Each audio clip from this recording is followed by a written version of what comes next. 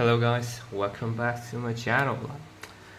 Okay, so today I'm going to make a video about the Orcust decklist featuring the new support and some of the tech card. I believe you guys will like it, and show you guys my thought on my why I play the cards in the deck. And yeah, I will make a deep dive about how to play Orcust in this deck. So we'll start with the main deck. Like, first of all, we play free Gersu.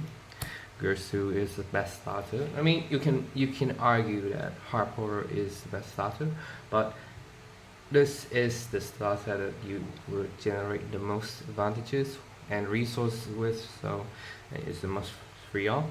Second, Harper, I play 3 of each, and Harper is a very important card, because after the new release of the new Link 1, this card alone is a 1-card combo, and you can say that it is a better 1-card combo than Gersu, because if you normal Gersu and then you got hand trap, it's pretty bad. But if you normal summon Harp, even if you got Ash Blossom when you use the effect, you can still have a Orcust that can be played in the next turn. So in some way, Harper is the better starter when you are against hand traps. And then I play 3 Symbol Skeleton. The main reason is that Symbol Skeleton is a quite good normal summon of the deck, and there are some combo line with it. But if you play like the live version of that, the Link 2, that you can have quite an okay sport, but it will be not very powerful. So this is the nice, like, 9 normal summon of the deck that is the most important. So you have to play them all, and you want to see at least one of them in your hand, and that's it. And then for the bricks, kind of like we play 2 Nightmare. I like to play Nightmares first of all because I like to have a spell one in the deck, and there are some tech card that I can play with it. And I play 1 Wand, 1 Crown, and 1 Sirius. Like, the Wand is a very important card. It helps you revive Orcust card in the bash zone, and Crown is a very impressive card after like the release of the Link 1, because it can be searched with the Link 1 Galate Eye, and it helps us combo, it helps us push board, it helps us, like, it becomes a interruption to your opponent during that turn. So it's a very important card in the deck. And the NT8000 series, I will explain you guys the effects. Like, the first effect is that if it's sent to the graveyard this turn and you control a Darkling, you can special summon it from the graveyard, and it's a trigger effect, so you can send it with Nightmare during your opponent's turn. And the second effect is that if a Darkling monster activated the effect this turn, it can pop 2 cards, one face-up card on your field, and then 1 card your opponent control. 1 face-up your opponent control, yeah. And so it's kind of like a DP, and it's quite very strong. And then about Spell Trap, I play 1 Babel, 1 Crescendo, and 1 Return.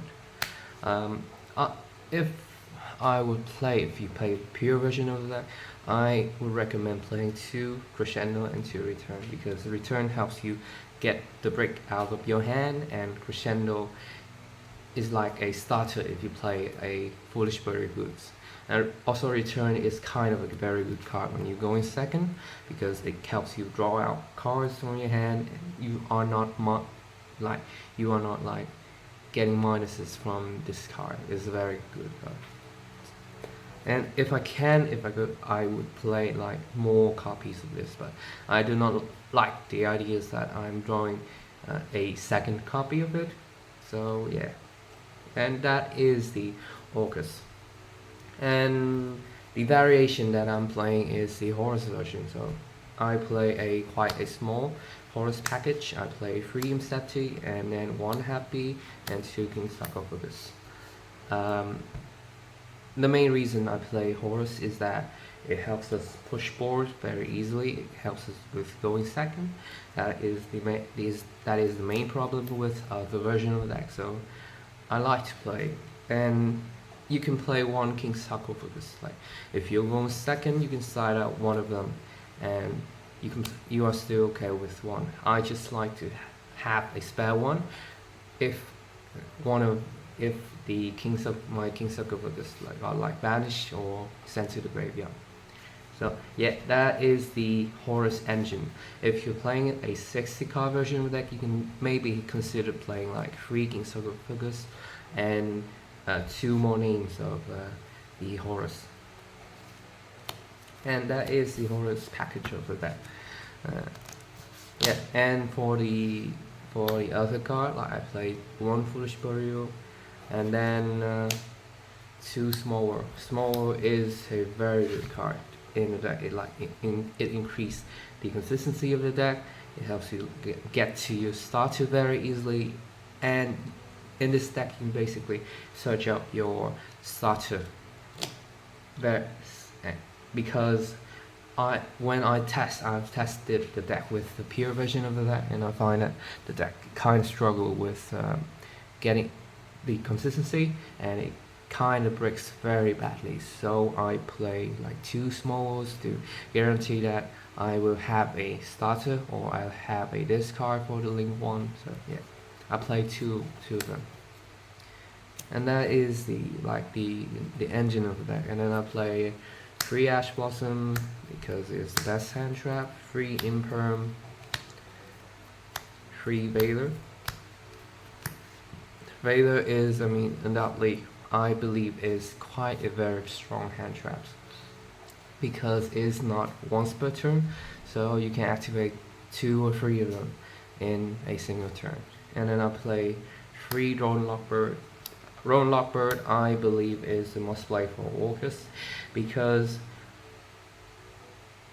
one of the main weaknesses of the deck is that it really scared of the Mochamis or Maxi if you're an OCG player, because if your opponent like Mochami, you guys okay, I link 1, and then your opponent draw a card and you draw yourself, and you can play underdraw very easily. And that is the main reason why I play Drone Lockbird. And then for other than hand traps, I like to play 1 Call by the Grave and then 2 Triple Tactic Talent. Call by the Grave is kind of self-explanatory because it kind of prevents hand traps. Sometimes it's quite painful when you got Ash on the Heart Horror or the Nightmare. And then 2 talents. First of all, talents I play because it helps me. First of all, it is a very good going second card. And secondly, when your opponent hand traps you guys, like Orcust is a deck that can play through hand trap. You can push through hand traps, so you can activate talents when your opponent like Ash you or Imp or Veiler you or draw you guys, or hand trap you guys. You can activate talents to look at their hand and then just start to continue to do your combo from there. And that is the number of non-engines. Like I play 15 of them, and I find 15 to be quite a decent number. I didn't play like back when I was testing with the deck, like these 3 slots, I play like a 3 Dominus Impulse that raised the non-engine amount of my deck to 17, but I find the deck to be very bricky, so I decided to cut Dominus and put in an extra Veiler and then 2 Small World. And that is it. That is the main deck. My main deck is a 41 card deck list, and you guys can cut it up to 40, but it's just my preference. I like to play a deck that kind of like a 41 deck. And for the extra deck, I play 2 Galatea. I explain the effects. First of all, you can send a card from your hand to the graveyard to add either a World Legacy or a Babel. Basically, you can search out few. Before the new support, like I played the deck since the unbanned Horror, you had to decide it between the Babel or the Crescendo, but at the release of the newly one, you basically just search out the Babel and then setting the Crescendo with the Galatea. And the second effect is that you can banish a Orcust card from your graveyard to special summoning it from the graveyard.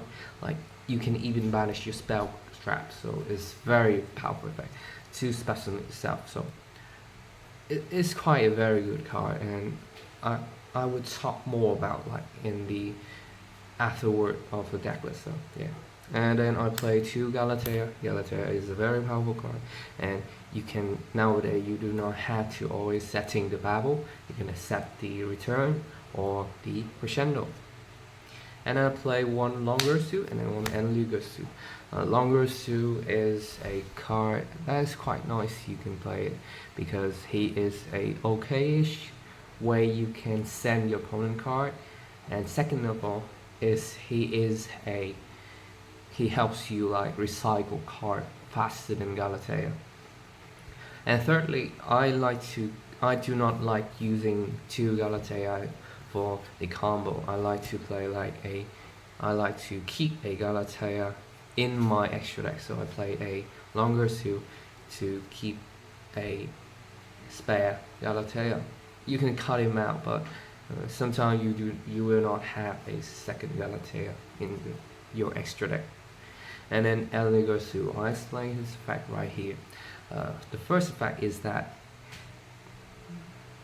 you can target a Banish Orcust card in your Banish zone. Like you can target the spell or trap or the monster, and then you can add it to your hand.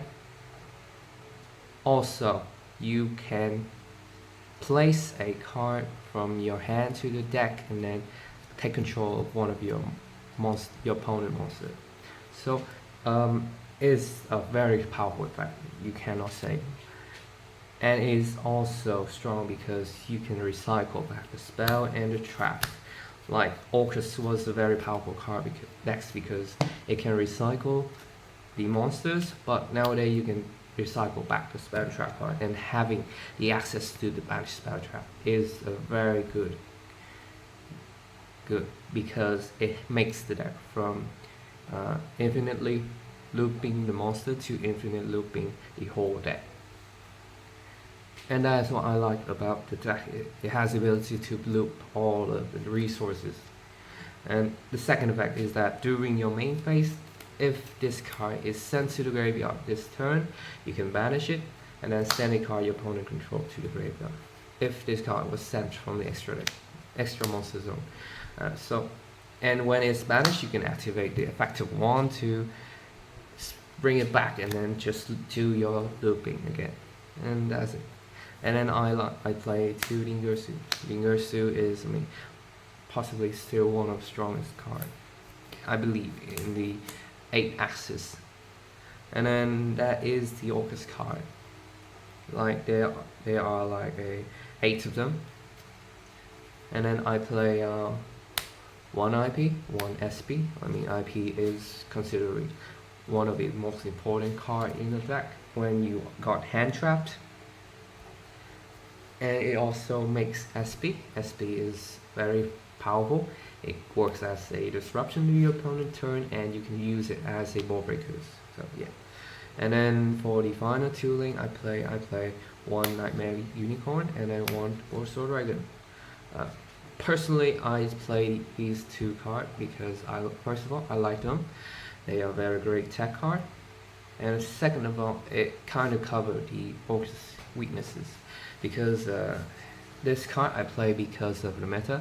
The meta nowadays they are not very scared of the destruction effect because of that detonator can just detach a material, and Malice are not very scared of the banish effect because they can bring themselves back. And it's got even worse when you banish the white rabbits. And so I decided to play Unicorn because it just spin back the card to the deck or the extra deck, and getting resources back to the deck or the extra deck kind of hurts a lot of that, and it kind of way to remove a lot of monsters. Second of all, you can really easily make it with like you can, after you use the effect of IP or you use the effect of Galatea, you can just make Unicorn very easy with another body. So yeah, that is like a lot of the reason why I play Unicorn. And about the Horus Dragon, it covered one of the weaknesses of Orcust. I mean, two weaknesses is that Orcust, it is not very good at OTK because the deck do not have an OTK boss. You have to rely on the card to OTK. Like after the release of like the Horus, it helps the deck like do the OTK stuff. And secondly, the decks cannot play around a unaffected and have a high attack boss monster like the Raid Raptors or the Galaxy Eyes. Like I once played against a friend who played Galaxy Eye. He summoned a boss monster with a 58 attack. I just make Horus Orcust, swing at it, and the Horus attack become 5900, and then I just OTK him from there.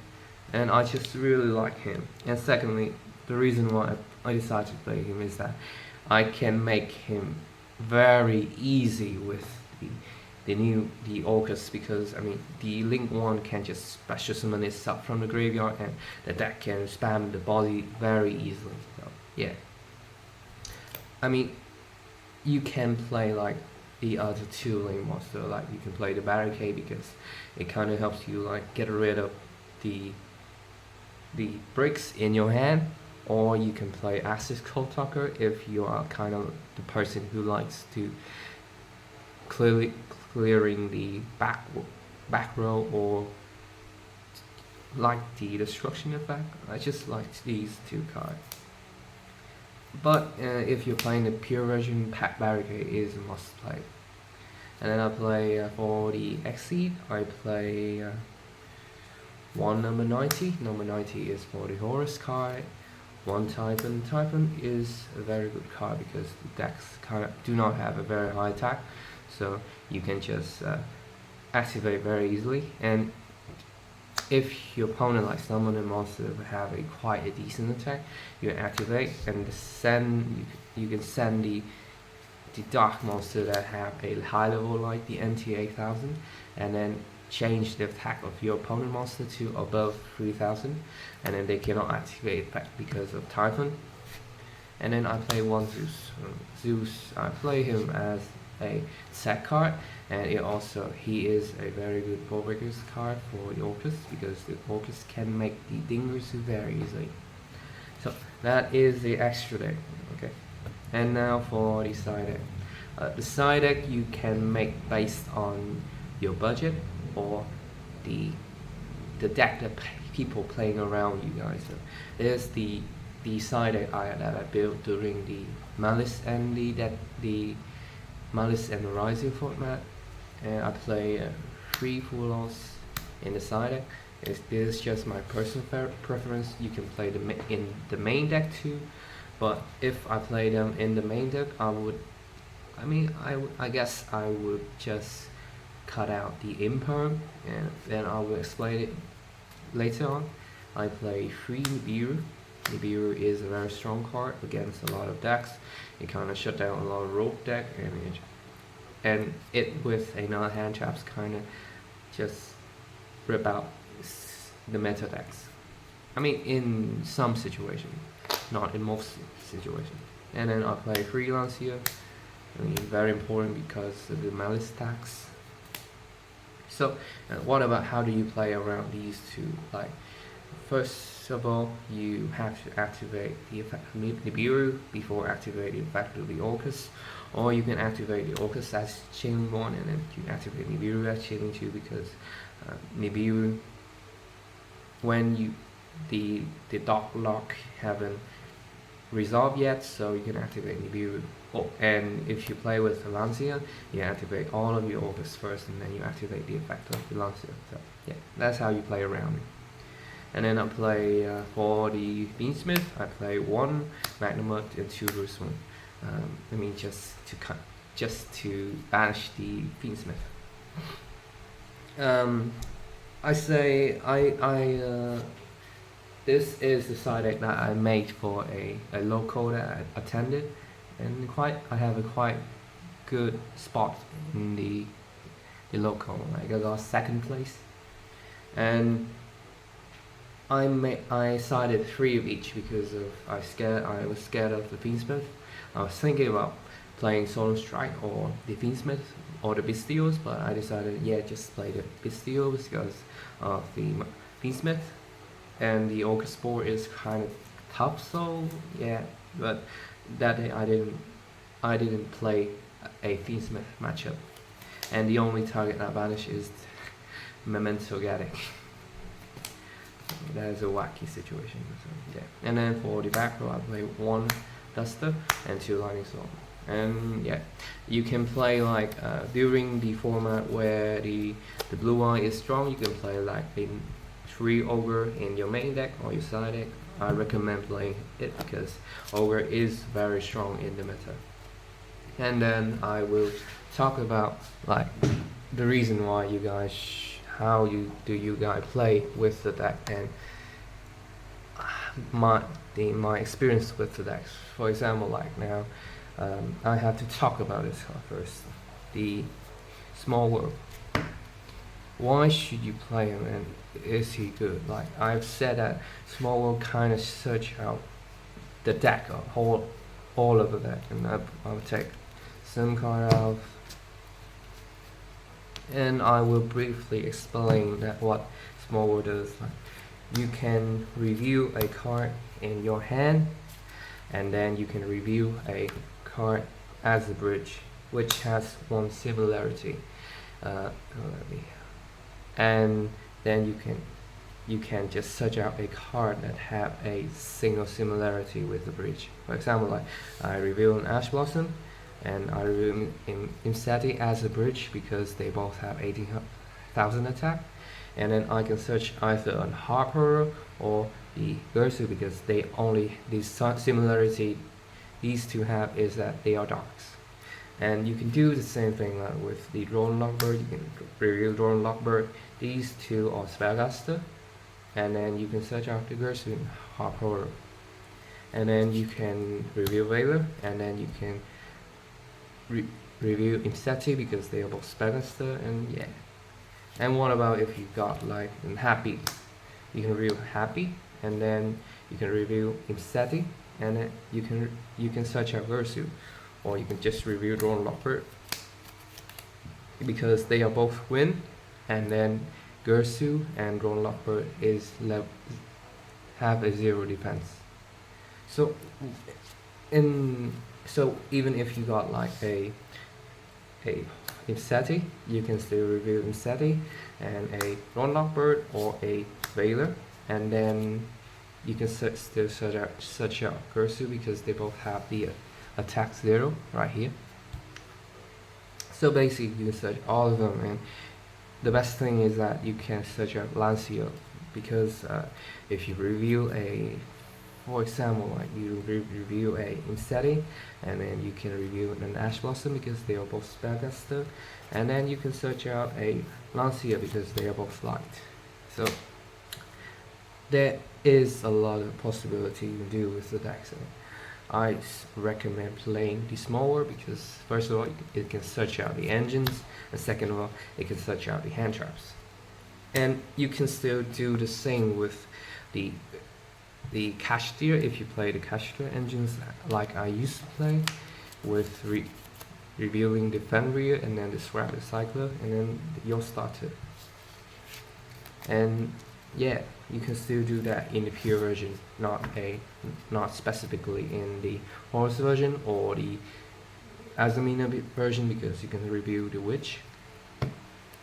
And then I will talk about like what should you do when you got like you cannot combo and you got hand traps a lot.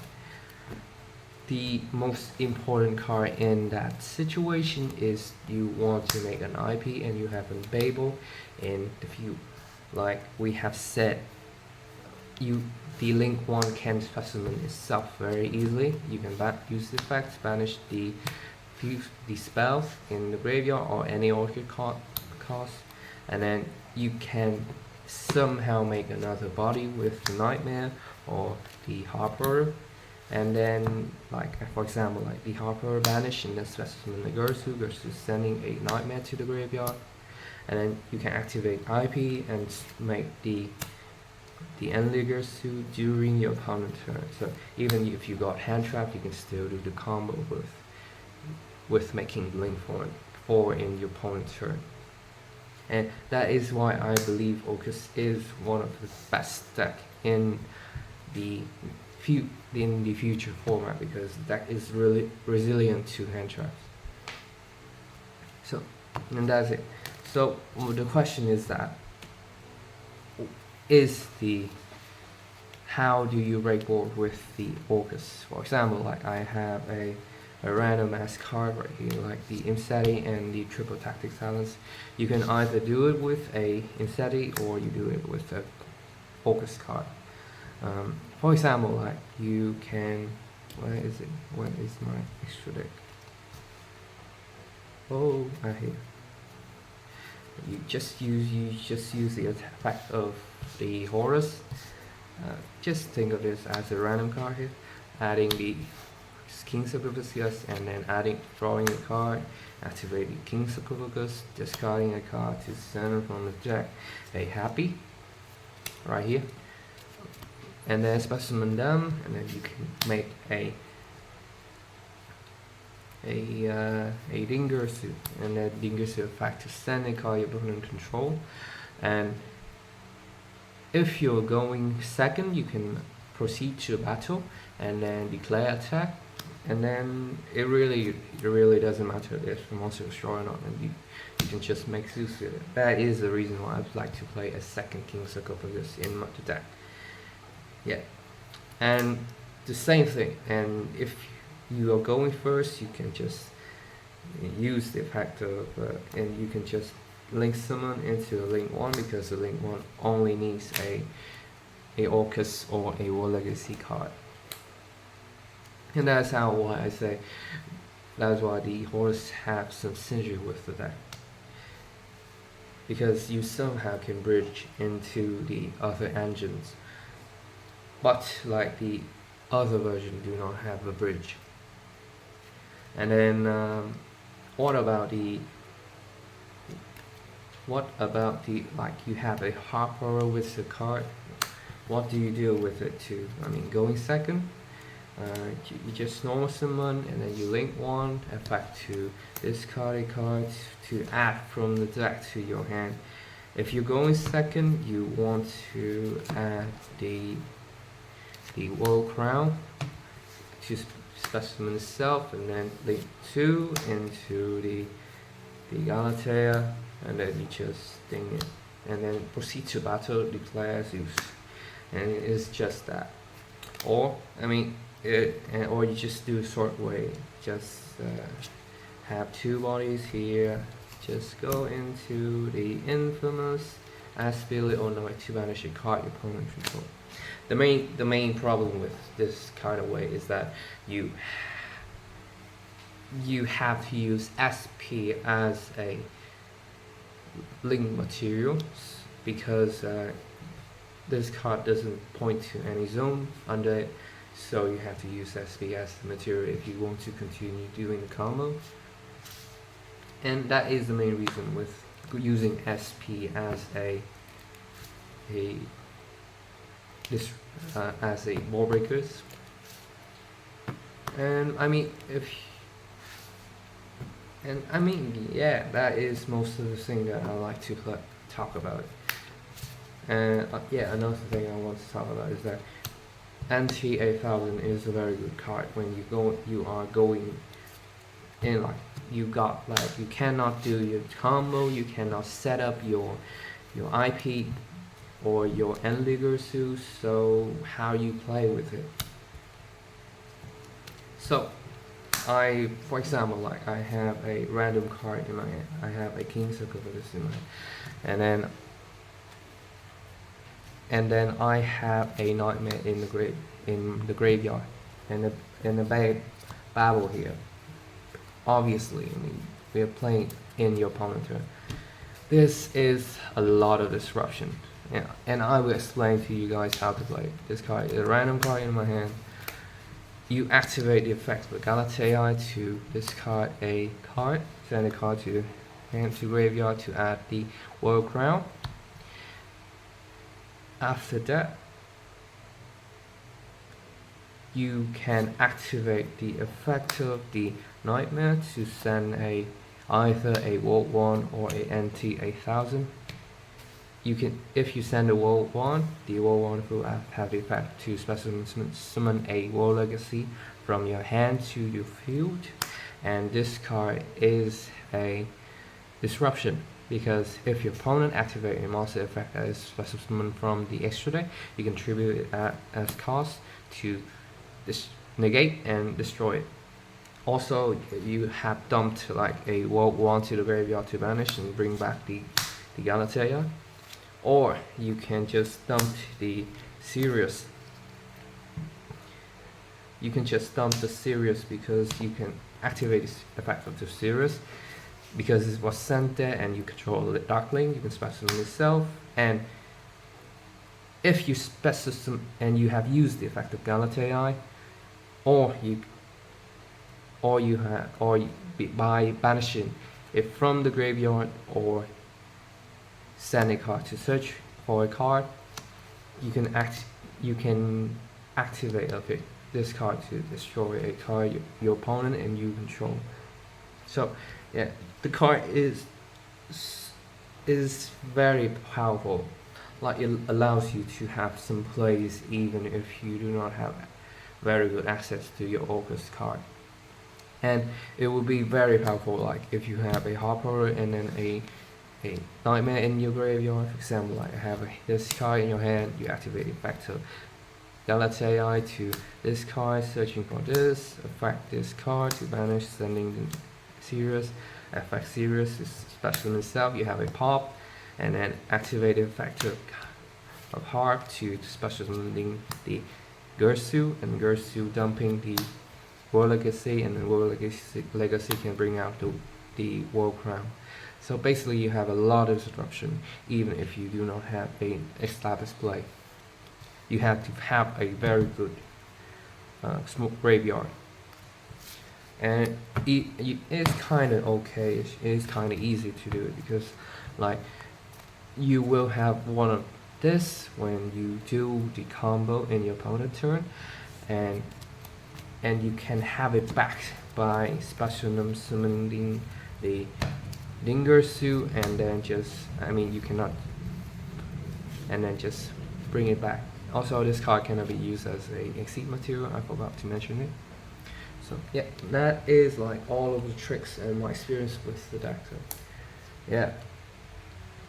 So if you guys like the video, please give me a like, a comment, and please give me a subscribe if you really like my contents, because in the future I will make more videos about like analyzing the decks or cards, and in the future, in the next video, maybe I will make a video about like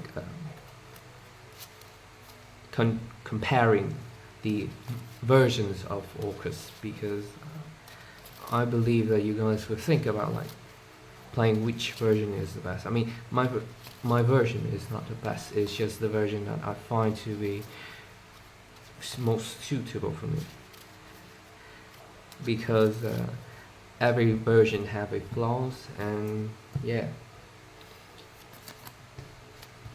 that is the video. So if you like it, please like it, and if you have a comment, or if you have some thought about the build, or have some improvement, or have some counter argument, or just want to say that you're hungry, just please comment down below. I really like replying to you guys. So yeah, we are dead.